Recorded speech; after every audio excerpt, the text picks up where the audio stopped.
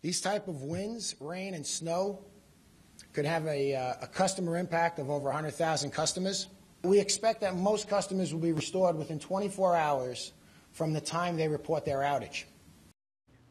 All right, outages expected to be bad. Not Sandy bad, but nonetheless bad and an inconvenience for a lot of people in our region.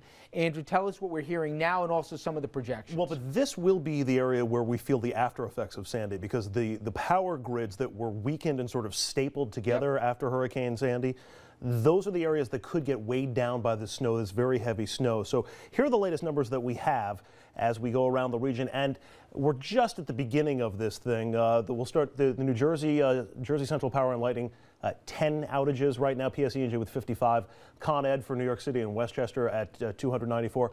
LIPA, which is currently being run by National Grid, looking at 4,700 outages already, and that's very early on in this snowstorm. National Grid saying earlier today there could be as many as 100,000 outages if this thing gets as worst case scenario. And you're talking about millions of people in the storm path all told. 53 million people are under winter storm warnings. 24 million people are under blizzard warnings tonight. So we don't have, estimates or projections of how many people are going to be without power, but you could be looking at millions from here to Boston and up into New England before this night is over. And I want to bring in somebody on the ground when we talk about these numbers. These are constituents. We bring in the phone right now. Daniel Panico is the deputy town supervisor out on Long Island in Brookhaven. And Daniel, thanks. I appreciate a few minutes. Rich, how are you? I'm doing pretty good. We brought to our audience earlier today the press conference from National Grid. First of all, are you more comfortable with those guys on the job than when LIPA was running the show? Well, I'll tell you that I think having the grid oversight is a good thing not only for LIPA but also for everyone here on Long Island. We heard the projections as many as 100,000 Long Islanders could lose power. I know you're up to the minute getting updates in your town. How about Brookhaven? Have people lost power yet? We only have very limited reports in the town of Brookhaven. We're faring pretty well right now. I'm out on the road with my public safety director looking at the conditions. Right now, it seems, I think it's pretty clear that the South Shore is faring better than the North Shore.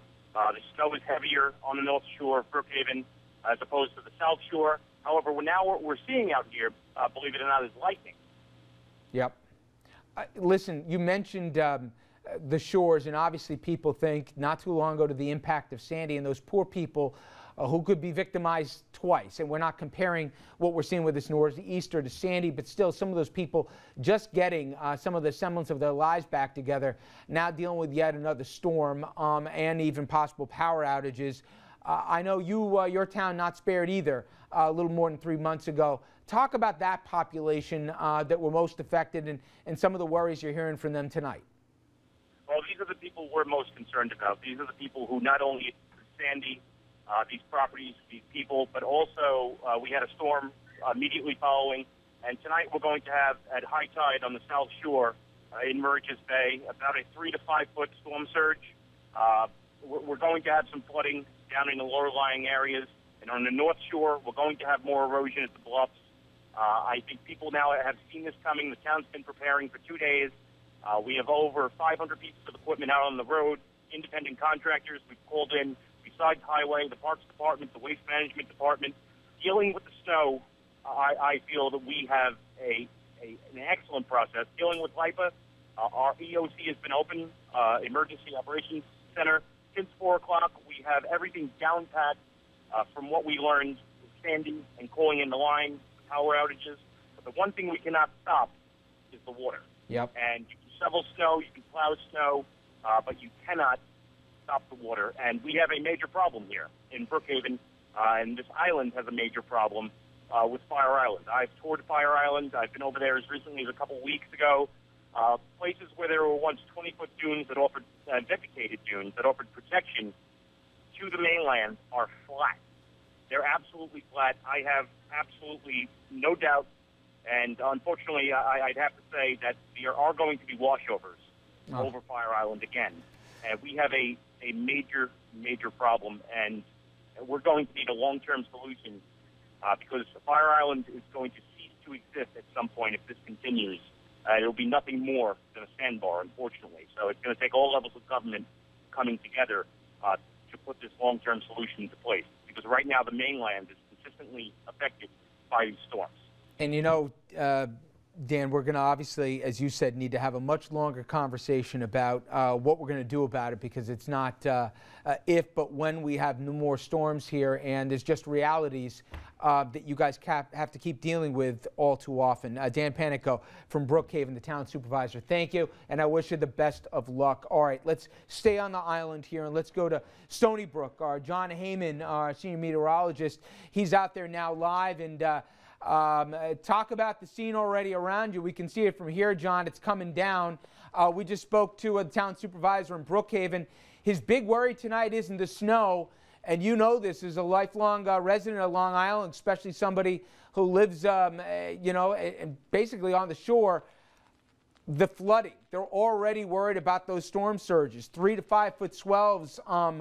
You know, on the south end. Imagine on the North Shore. There's real worries about how bad the water could be tonight, right?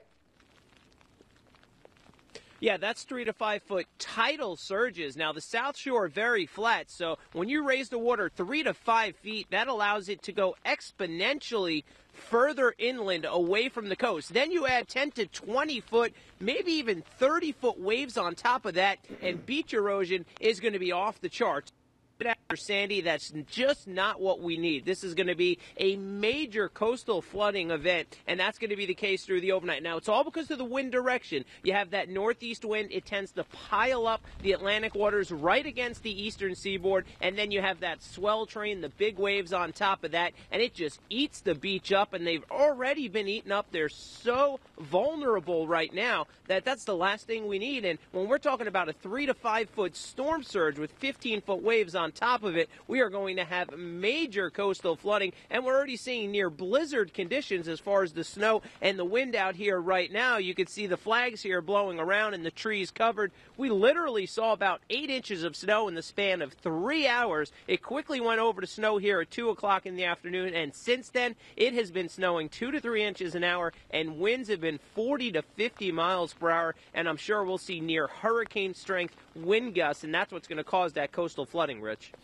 So, as you said, the big worry, obviously snow's an inconvenience, and anyone on the road get off it, but it's the wind, which should really peak around the midnight hours, John, early morning hours, and it's the storm surges.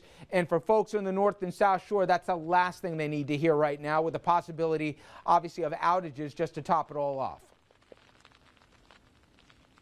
Yeah, and of course, it's all the wind direction. When you have that northeast wind, it tends to pile that water right on up, and that's what we have. That's why we call it a nor'easter. And of course, low pressure adds to that as well. That also allows the actual ocean to lift even further. So major coastal flooding event for all the areas that don't need it, and we're going to have that swell on top of it, and that's going to last right through tomorrow morning. The good news, tomorrow afternoon, still very windy, but we turn those winds around to the northwest, and that physically takes the Atlantic and blows it out to sea. So we'll actually see extra low tides, still some large swells, but low tides. So tonight's high tide cycle is going to be crucial, Rich. All right. Hey, John, thank you. And as you can see, John braving the elements.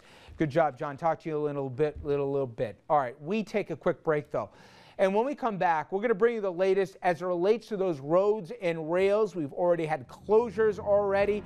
And folks, as you know, if you try to get out today on flights this afternoon, good luck. We'll be right back with much more.